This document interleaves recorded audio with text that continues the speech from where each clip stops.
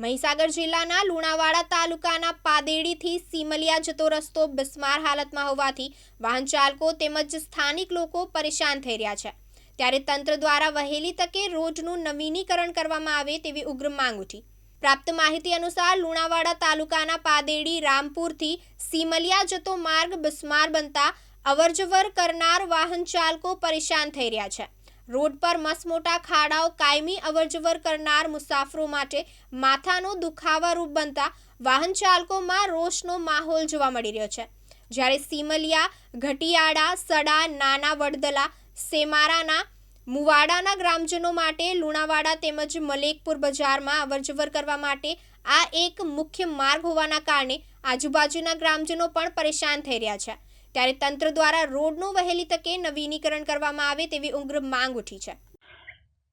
સેણાદરિયા ગોરાળાથી સિમલિયા જતો રોડ એટલો બિસ્માર હાલતમાં છે કે અત્યારે વાહન ચાલકોને એટલી તકલીફ પડે છે, જ્યારે ચોમાસામાં તો ખાસ કે એ રોડ ઉપર નીકળવું એક ગંભીર પરિસ્થિતિ ઊભી થઈ છે।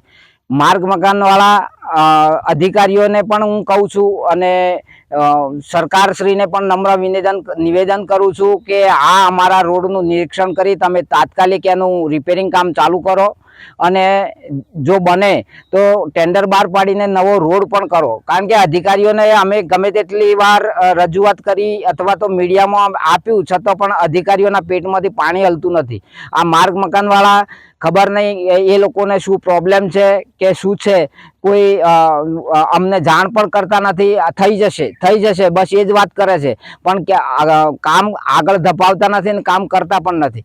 તો માર્ગ મકાનવાળા, ખાસ કરીને માર્ગ મકાનવાળાને જ કહું છું કે તમે આ શા માટે રોડનું કામ કરતા નથી, તમને શું પ્રોબ્લેમ છે, એમાં તમને કોઈ અડચણ છે શું છે, તો તમે પબ્લિકની વચ્ચે આવીને વાત કરો તો અમને ખબર પડે કે એનો શું પ્રોબ્લેમ છે। વહેલી તકે આ રોડનું રિપેરિંગ કામ કરો અને જલ્દી ટેન્ડર બહાર પાડી અને નવો રોડ બનાવવા માટેની શરૂઆત કરો એવું મારું માનવું છે।